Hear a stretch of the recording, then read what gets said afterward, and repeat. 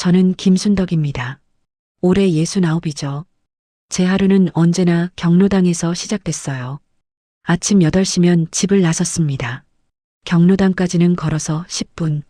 날씨 좋은 날이면 그 짧은 거리가 참 좋았죠. 경로당 문을 열면 친구들이 반겨줬습니다. 영자, 복순이, 말자. 다들 저랑 비슷한 나이였어요.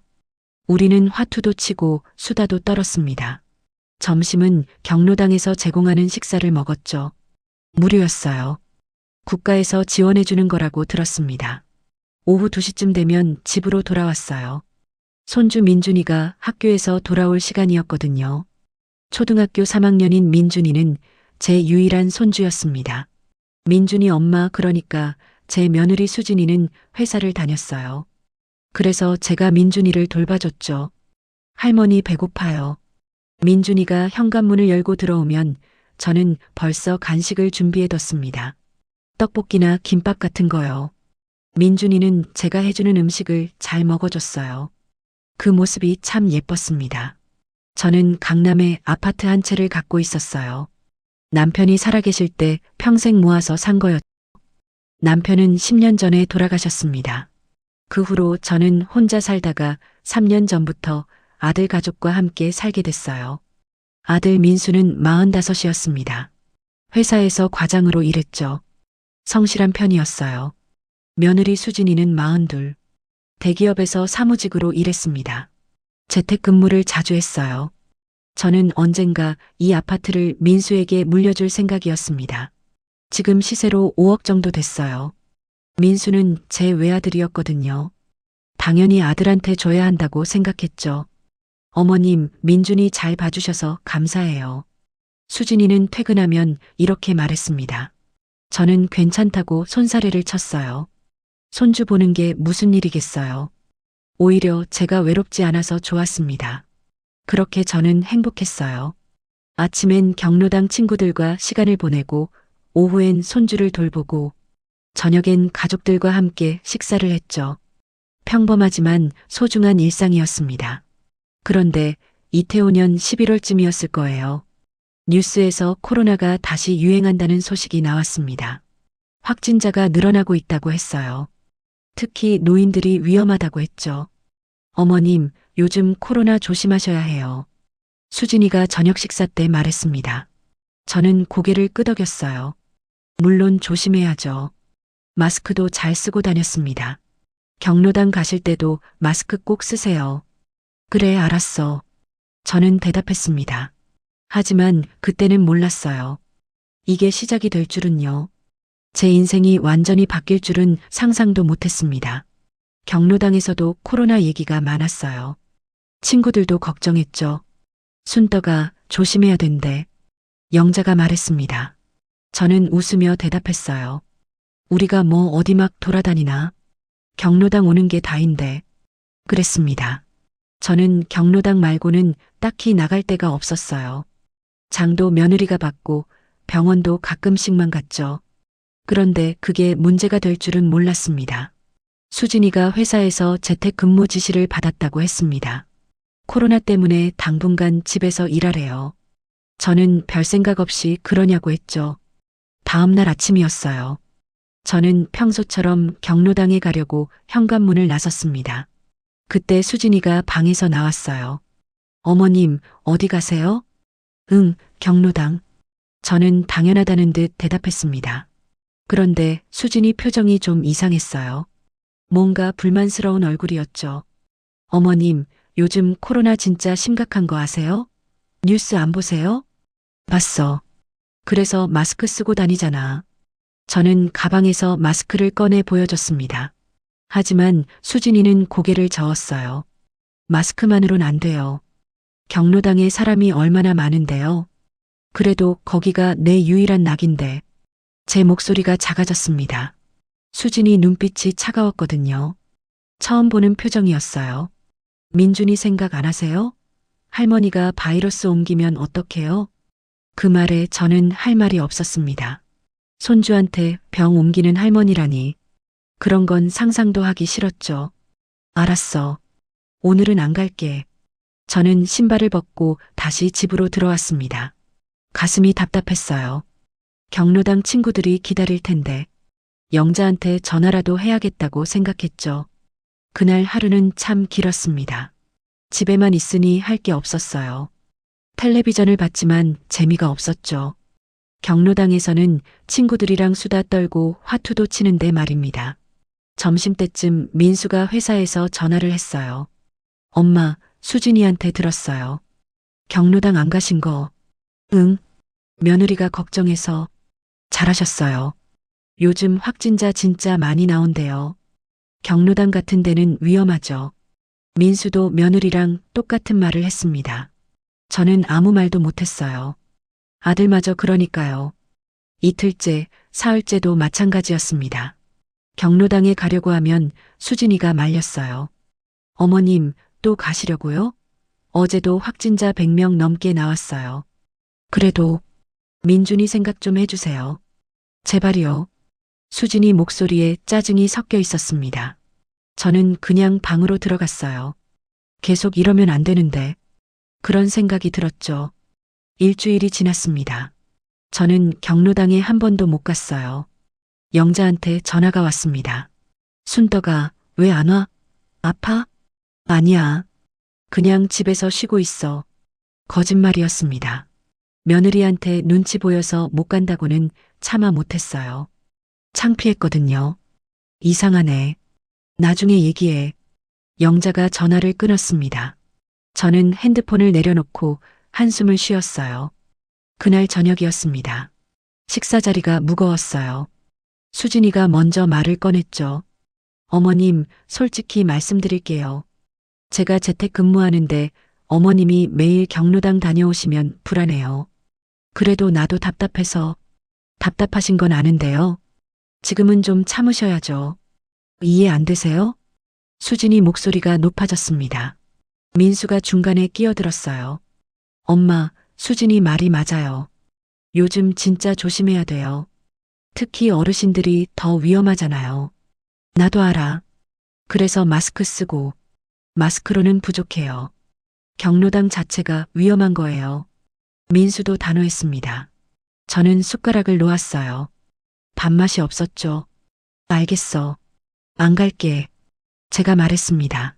하지만 속으로는 서러웠어요. 경로당이 제 유일한 낙인데 친구들 만나는 게 제 하루의 전부인데 말입니다. 그날 밤 잠이 안 왔습니다. 천장만 바라봤어요. 20일 넘게 경로당을 못 갔죠. 집에만 있으니 미칠 것 같았습니다. 텔레비전만 보고 있자니 답답했어요. 다음 날 아침 저는 조심스럽게 물었습니다. 수진아, 나 오늘은 경로당 좀. 어머님, 수진이가 소리를 질렀어요. 저는 깜짝 놀랐습니다. 이렇게 화낸 건 처음이었거든요. 도대체 몇 번을 말씀드려야 해요? 민준이한테 코로나 옮으면 책임지실 거예요? 미안해. 내가 생각이 짧았네. 저는 고개를 숙였습니다. 더 이상 아무 말도 못했어요. 그리고 6일. 그렇게 한 달이 흘렀습니다. 저는 경로당에 단 한 번도 못 갔어요. 집에만 갇혀 지냈죠. 영자한테 전화가 자주 왔지만 받기가 힘들었습니다. 뭐라고 설명해야 할지 몰랐거든요. 수진이는 계속 재택근무를 했어요. 집에 있으니까 제가 움직일 때마다 신경 쓰이나 봤습니다. 제가 거실에 나오면 눈치를 줬어요. 어머님, 저 화상회의 중이에요. 아, 미안해. 저는 발소리를 죽이며 방으로 돌아갔습니다. 제 집인데 눈치를 봐야 했죠. 그날도 그랬어요. 점심 먹으려고 부엌에 갔다가 수진이랑 마주쳤습니다. 수진이가 노트북을 들고 있었어요. 표정이 굳어 있었죠. 어머님, 정말 못 참으시겠어요? 뭐? 아까부터 계속 왔다 갔다 하시는 거요. 저 일 못하겠어요. 나 점심 먹으려고. 식사 시간도 아닌데요? 아침 먹은 지 2시간밖에 안 됐잖아요. 수진이 목소리가 날카로웠습니다. 저는 입을 다물었어요. 아무 말도 할 수 없었죠. 사실 말씀드릴 게 있어요. 수진이가 의자를 끌어당겨 앉았습니다. 저도 마주 앉았어요. 심장이 빨리 뛰었죠. 어머님, 이대로는 안 될 것 같아요. 저 스트레스 받아서 일을 못 하겠어요. 내가 뭘 잘못했는데. 집에 계시는 것 자체가 스트레스예요. 어머님이 경로당 다니셨잖아요. 혹시 바이러스 가지고 계실 수도 있고요. 저는 어이가 없었습니다. 한 달 동안 집에만 있었는데 무슨 바이러스를 말이에요. 수진아, 나 한 달 넘게 밖에 안 나갔잖아. 그래도 불안해요. 제발 이해해 주세요. 그때 현관문이 열렸습니다. 민수가 퇴근한 거였어요. 평소보다 일찍 왔죠. 무슨 일이야? 민수가 물었습니다. 수진이가 벌떡 일어나 민수한테 다가갔어요. 당신 좀 와봐요. 두 사람이 안방으로 들어갔습니다. 문이 닫혔지만 소리가 들렸어요.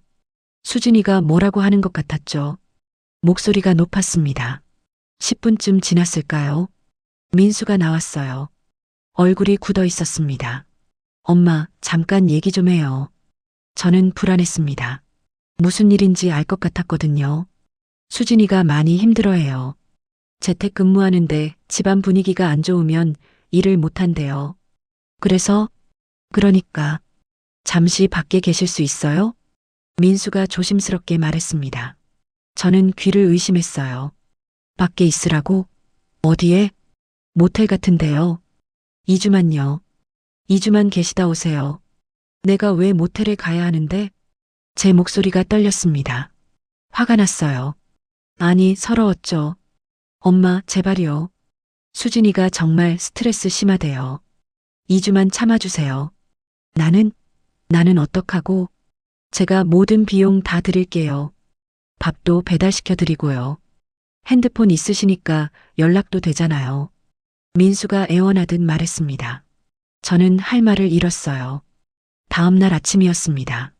민수가 차를 몰고 나왔어요. 저는 작은 가방 하나만 챙겼죠. 옷 몇 벌이 전부였습니다. 차 안은 조용했어요. 민수는 아무 말도 안 했습니다. 저도 입을 열고 싶지 않았죠. 1시간쯤 달렸을까요? 차가 멈췄습니다. 낯선 동네였어요. 모텔 건물이 보였죠. 여기에요. 제가 이미 2주치 결제했어요. 민수가 말했습니다. 저는 차에서 내렸어요. 다리에 힘이 없었죠. 밥은 배달 앱으로 시켜드릴게요. 걱정 마세요. 2주 후에 데리러 올 거지? 당연하죠. 2주만 계세요. 민수는 그렇게 말하고 차를 몰고 갔습니다. 저는 모텔 입구에 혼자 서 있었어요. 바람이 차가웠습니다. 방은 좁았어요. 침대 하나, 작은 텔레비전, 그게 전부였죠. 창문 밖으로 낯선 풍경이 보였습니다. 그날 저녁 민수한테서 문자가 왔어요.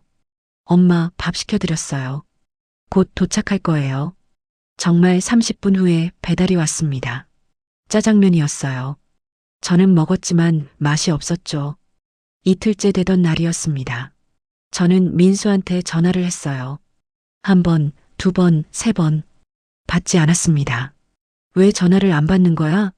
저는 혼자 중얼거렸어요. 문자를 보냈죠. 민수야, 엄마야.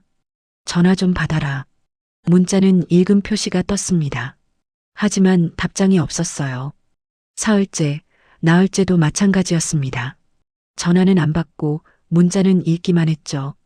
배달도 끊겼어요. 더 이상 음식이 오지 않았습니다. 저는 불안했습니다. 뭔가 잘못됐다는 걸 느꼈죠. 2주라고 했는데, 데리러 온다고 했는데 말입니다. 일주일째 되던 날 모텔 주인이 문을 두드렸어요. 할머니, 돈 더 내셔야 해요. 2주 지났어요. 아들이 낼 거예요. 연락이 안 되는데요? 제가 전화했는데 안 받던데요. 주인 목소리가 차갑습니다. 저는 당황했어요. 민수가 주인 전화도 안 받는다고요? 제가 내일까지 돈 못 받으면 나가셔야 해요. 모텔 주인이 단호하게 말했습니다. 저는 떨리는 손으로 핸드폰을 꺼냈어요. 민수한테 또 전화를 걸었죠. 하지만 역시 받지 않았습니다. 아들이 곧 연락할 거예요. 조금만 기다려주세요. 할머니, 저도 장사하는 사람이에요. 더 못 기다려요. 주인이 문을 쾅 닫고 나갔습니다. 저는 침대에 주저앉았어요. 머리가 하얘졌죠. 민수가 왜 이러는 거지? 이해가 안 됐습니다. 분명 2주라고 했잖아요. 2주만 있다 오라고 했죠. 그런데 벌써 일주일이 넘었어요. 연락도 안 되고요. 저는 카톡을 열었습니다. 민수한테 문자를 또 보냈어요. 민수야, 엄마 좀 데려가. 모텔비 더 내야 한대. 제발 전화 좀 받아라. 메시지는 읽음 표시가 떴습니다. 하지만 답장은 없었어요. 저는 핸드폰을 침대에 던졌죠. 눈물이 났습니다. 그날 밤 잠을 못 잤어요. 계속 생각했습니다. 왜 민수가 전화를 안 받을까? 무슨 일이 생긴 걸까? 아니면 일부러 피하는 걸까? 설마 날 버린 건 아니겠지? 그런 생각이 들자 온몸이 떨렸습니다. 아니야, 그럴 리 없어. 민수가 그럴 애가 아니야. 저는 스스로를 다독였죠. 다음 날 아침 주인이 또 왔어요. 할머니, 오늘까지예요.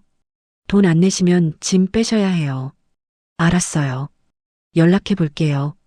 저는 다급하게 말했습니다. 주인이 나가고 나서 민수한테 다시 전화를 걸었어요. 10번도 넘게 걸었죠. 하지만 단 한 번도 받지 않았습니다.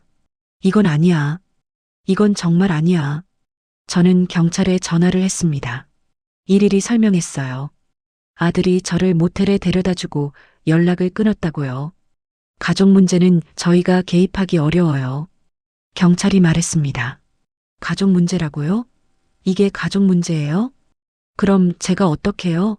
모텔비도 못 내는데요. 가족들이랑 직접 해결하셔야 할 것 같은데요. 아드님이 돈 안 주신다고 해서 저희가 할 수 있는 게 경찰은 도움이 안 됐습니다. 저는 전화를 끊었어요. 손이 떨렸죠. 지갑을 열어봤습니다. 현금이 5만 원 있었어요. 카드도 하나 있었죠. 하지만 얼마나 쓸 수 있을지 몰랐습니다. 점심때가 됐습니다. 배가 고팠어요. 편의점에 갔죠. 컵라면 하나를 샀습니다. 2,000원이었어요. 모텔방에서 라면을 먹었습니다. 뜨거운 국물이 목으로 넘어갔죠. 눈물이 또 났어요. 이게 내 신세구나. 그런 생각이 들었습니다. 오후가 됐습니다. 주인이 세 번째로 문을 두드렸어요. 할머니, 결정하셨어요? 돈 내실 거예요? 나가실 거예요? 제가 조금만 더 기다려주시면 안 돼요. 오늘까지라니까요. 그럼 며칠만요. 3일만 더 있게 해주세요. 제발이요. 저는 애원했습니다. 주인이 한숨을 쉬었어요. 에이, 할머니가 불쌍하긴 한데. 3일이요. 딱 3일만 더 드릴게요. 그때까지 돈 못 구하시면 나가셔야 해요. 감사합니다. 정말 감사해요. 저는 고개를 숙였습니다. 주인이 나가고 나서 저는 침대에 쓰러졌어요. 3일 안에 뭘 어떻게 해야 하지? 민수는 연락이 안 됐습니다. 경찰도 도와주지 않았어요. 저는 완전히 혼자였죠. 이틀이 더 지났습니다. 저는 편의점 빵으로 끼니를 때웠어요. 지갑에 남은 돈은 2만 원뿐이었습니다. 카드는 쓰기가 무서웠어요. 얼마나 남았는지도 몰랐거든요. 민수한테는 매일 문자를 보냈습니다. 하루에 10통도 넘게 보냈죠. 하지만 답장은 없었어요. 읽기만 할 뿐이었습니다. 민수야, 제발 대답 좀 해라. 엄마가 얼마나 무서운지 아니? 수진이가 뭐라고 했어? 내가 뭘 잘못했는데 이러는 거니? 민준이는 잘 있지? 할머니 보고 싶다고 안 하더냐? 문자를 보낼 때마다 가슴이 아팠습니다. 내 아들이 날 버렸어요. 그 사실이 점점 확실해졌죠. 열흘째 되던 날 아침이었습니다. 저는 창밖을 보고 있었어요. 낯선 거리, 낯선 사람들. 아무도 저를 모릅니다. 이대로 죽는 건가? 그런 생각이 들었어요. 돈도 없고 갈 곳도 없고 아들은 연락을 끊었죠. 저는 정말 버려진 겁니다. 그때 문득 떠올랐어요. 영자, 제 친구 영자가 있잖아요. 한 달 넘게 연락을 못했죠. 영자한테 전화하기가 창피했습니다. 뭐라고 설명해야 할지 몰랐거든요. 하지만 이제는 선택의 여지가 없었어요. 저는 떨리는 손으로 핸드폰을 들었습니다. 영자 번호를 찾았죠. 통화 버튼을 누르는 손가락이 떨렸어요. 신호음이 울렸습니다. 한 번, 두 번, 세 번. 여보세요? 영자 목소리가 들렸습니다. 저는 목이 메었어요. 말이 안 나왔죠. 여보세요? 누구세요? 영자야. 나 순덕이야. 제 목소리가 떨렸습니다. 영자가 놀란 것 같았어요. 순덕아? 너 어디야? 왜 한 달 넘게 연락이 없었어? 미안해. 나 지금 큰일 났어. 저는 울면서 말했습니다. 더 이상 참을 수가 없었죠. 도움과 결심. 순덕아, 무슨 일이야? 왜 울어? 영자가 다급하게 물었습니다. 저는 흐느끼며 설명했어요. 경로당 못 가게 된 것부터 모텔에 버려진 것까지 다 얘기했죠. 뭐, 그 자식이 진짜? 영자 목소리에 분노가 섞였습니다. 저는 코를 훌쩍였어요. 영자야, 나 모텔비도 못 내. 내일 쫓겨나. 주소가 어디야? 내가 지금 갈게. 응? 여기까지? 당연하지. 주소 빨리 말해. 저는 모텔 주소를 알려줬습니다. 영자가 바로 전화를 끊었어요. 저는 핸드폰을 붙잡고 앉아 있었죠. 영자가 정말 올까? 믿기지 않았습니다. 1시간 반쯤 지났을까요? 문 두드리는 소리가 났어요. 저는 벌떡 일어나 문을 열었습니다. 영자였어요. 순덕아. 영자가 저를 안았습니다. 저는 영자 품에서 또 울었어요. 얼마나 무서웠는지, 얼마나 외로웠는지. 말하지 않아도 영자는 다 알았죠. 괜찮아. 이제 괜찮아. 내가 왔잖아. 영자가 제 등을 토닥였습니다. 한참을 그렇게 있었어요. 짐 챙겨. 우리 집 가자. 응? 너네 집에? 그럼 어디가? 여기 있을 거야? 빨리 챙겨. 영자가 제 가방을 들었습니다. 저는 옷가지를 주섬주섬 넣었어요. 많지 않았죠. 가방 하나면 충분했습니다. 모텔을 나오면서 주인한테 인사했어요. 죄송했어요. 패 끼쳤네요. 아이고, 무사하셔서 다행이에요. 조심히 가세요. 주인도 마음이 불편했던 것 같았습니다. 저희는 밖으로 나왔어요. 영자 차를 타고 영자네 집으로 갔습니다. 차 안에서 영자가 물었어요. 근데 민수 그 자식이 정말 연락을 안 받아? 응. 일주일 넘게 전화도 안 받고 문자는 읽기만 해. 읽기만 한다고? 그럼 증거가 있네. 영자가 중얼거렸습니다. 저는 무슨 말인지 잘 몰랐어요. 영자네 집은 작았습니다. 영자는 혼자 살았거든요. 남편은 일찍 돌아가셨고 자식은 없었죠. 여기 작긴 한데 괜찮지?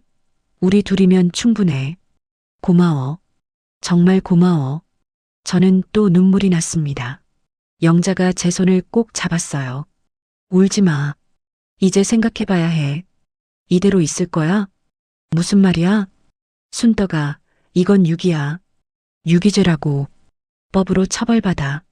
영자가 진지하게 말했습니다. 저는 놀랐어요. 유기죄? 그게 뭔데? 노인을 보호할 의무가 있는 사람이 벌이면 범죄야. 구청에라도 신고해야 해. 구청에? 그래. 노인 학대 같은 거 신고하는 데 있어. 거기 연락하면 도와줄 거야. 영자는 이것저것 잘 알고 있었습니다. 텔레비전에서 본 게 많다고 했어요. 증거가 있어야 돼. 민수가 널 모텔에 버렸다는 증거. 증거? 저는 어리둥절했습니다. 영자가 설명했어요. 모텔 CCTV가 있을 거야. 민수가 너 데려다 주고 혼자 차 타고 간 거. 그리고 내 핸드폰. 통화 기록이랑 카톡 익십한 거. 다 증거가 돼. 진짜?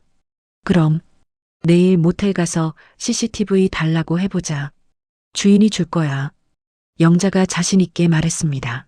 저는 희망이 생겼어요. 그래, 가만히 당하고만 있을 순 없죠. 그날 밤 잠자리에 누웠습니다. 영자네 방에서 둘이 나란히 누웠어요. 오랜만에 편한 잠자리였죠. 순덕아, 자니? 아니, 앉아. 너 아파트 있지? 강남에. 응. 남편이랑 평생 모아서 산 거야. 그거 민수한테 줄 생각이었어? 그래. 아들한테 줘야지. 저는 당연하다는 듯 대답했습니다. 영자가 한숨을 쉬었어요. 순덕아, 정신 차려. 그 자식이 널 버렸어. 모텔에 버리고 연락 끊었다고. 그래도 내 아들인데. 아들이면 뭐해? 엄마를 버리는데 그런 놈한테 5억짜리 아파트 줄 거야? 영자 말에 저는 할 말이 없었습니다. 맞는 말이었거든요. 생각해봐. 내가 죽으면 민수가 그 아파트 가져가는 거야. 너 버린 놈이. 그럼 나 어떻게 해? 유언장 써. 민수한테 안 주는 거야. 유언장? 그럼 누구한테? 나한테 줘. 영자가 웃으며 말했습니다. 농담인 줄 알았어요. 하지만 영자는 진지했죠. 농담 아냐. 나한테 줘. 내가 너 살려줬잖아. 그리고 우리 이제 같이 살자. 둘이면 외롭지 않아. 저는 생각에 잠겼습니다. 영자 말이 맞았어요. 민수는 저를 버렸죠. 그런데 그 민수한테 제 전 재산을 준다? 말이 안 됩니다. 알았어. 유언장 쓸게. 잘 생각했어. 내일 은행 가자. 거기서 상담받을 수 있대. 영자가 제 손을 꼭 잡았습니다. 저는 눈물이 났어요. 하지만 이번에는 슬픈 눈물이 아니었습니다. 다음 날 아침 우리는 모텔에 갔어요. 주인한테 사정을 설명했죠. CCTV 영상 좀 받을 수 있을까요? 제 아들이 저버린 증거가 필요해서요. 주인이 깜짝 놀랐습니다. 하지만 흔쾌히 USB에 담아줬어요. 할머니, 힘내세요. 나쁜 자식이네요. 주인도 화가 난 것 같았습니다. 우리는 모텔을 나왔어요. 은행에도 갔습니다. 직원한테 유언장 작성 상담을 받았어요. 공증 사무소 가셔야 해요. 거기서 정식으로 작성하시면 됩니다. 알겠습니다. 예약 좀 해주세요. 저는 단호하게 말했습니다. 제 아파트는 절대 민수한테 주지 않을 겁니다. 날 버린 자식한테 줄 재산은 없어요. 영자가 제 어깨를 두드렸습니다. 잘했어. 이제 구청도 가보자. 유기죄 신고하러. 그래.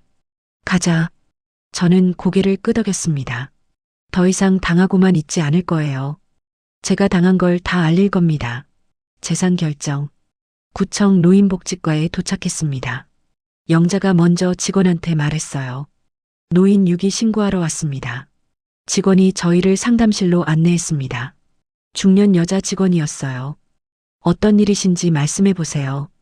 저는 처음부터 끝까지 다 말했습니다. 코로나 핑계로 경로당 못 가게 한 것, 모텔에 버려진 것, 연락이 끊긴 것. 목소리가 떨렸지만 끝까지 말했어요. 이건 명백한 노인 방임이에요. 보호 의무를 저버린 거죠. 직원이 고개를 끄덕였습니다. 그리고 서류를 꺼냈어요. 경찰에 신고 접수해 드릴게요. 증거 자료 있으세요? 네, 여기요. 영자가 USB를 내밀었습니다. 모텔 CCTV 영상이 담긴 거였죠. 핸드폰도 있어요. 카톡 익십한 거랑 통화 기록.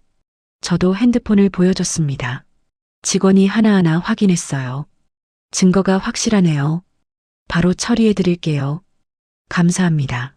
저는 고개를 숙였습니다. 뭔가 시작된 것 같았어요. 사흘 후였습니다. 민수한테서 전화가 왔어요. 한 달 만에 전화였죠. 엄마, 무슨 짓이에요? 경찰이 저한테 연락 왔어요.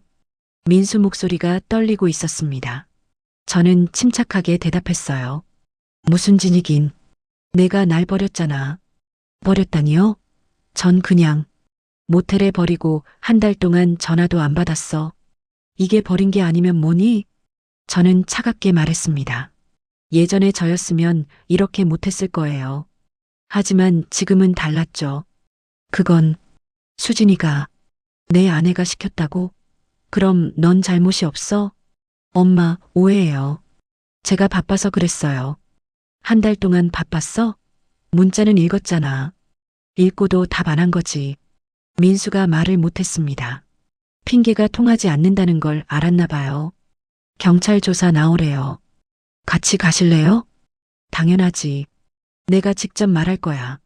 저는 전화를 끊었습니다. 손이 떨리지 않았어요. 오히려 속이 시원했죠. 일주일 후 경찰서에 갔습니다.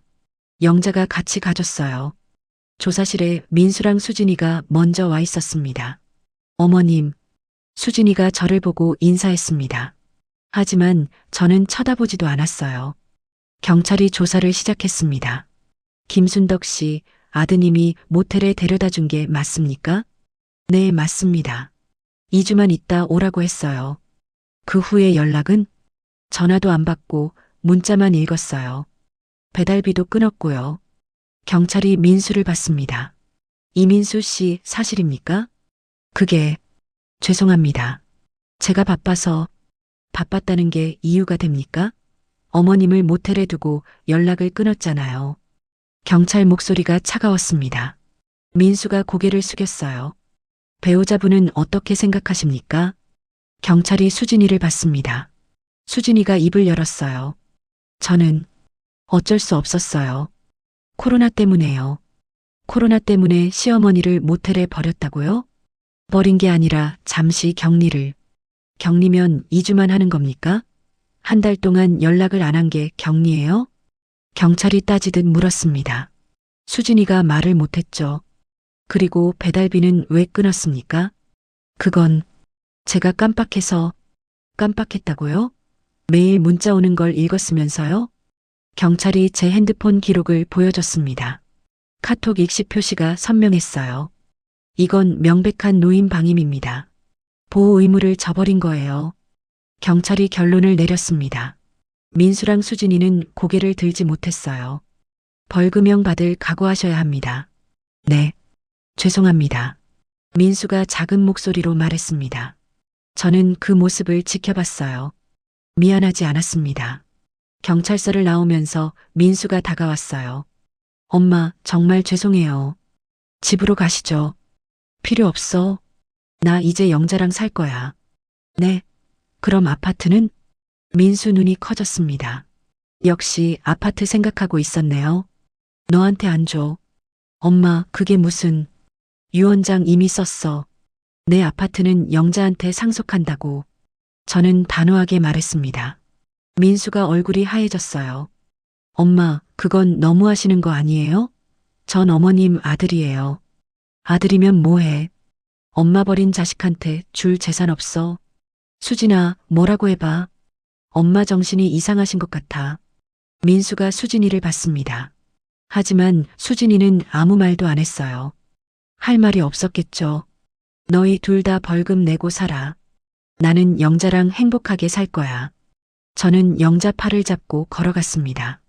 뒤에서 민수가 뭐라고 소리쳤지만 돌아보지 않았어요. 다음날 공증 사무소에 갔습니다.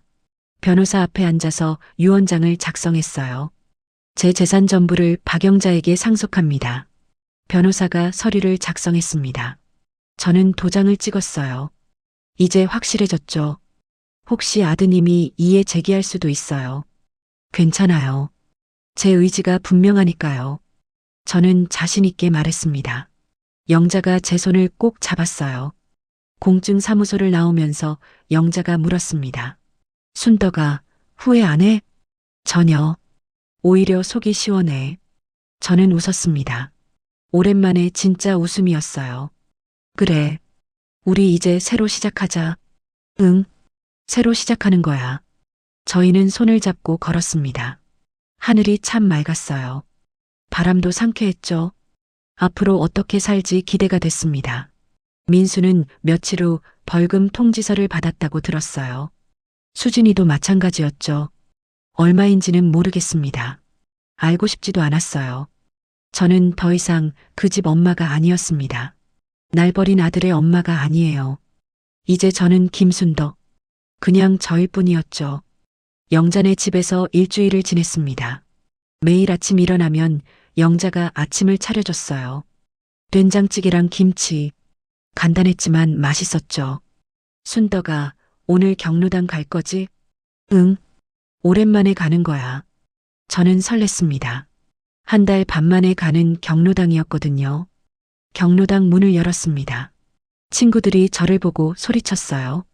순덕아, 어디 갔었어? 복순이랑 말자가 달려왔습니다.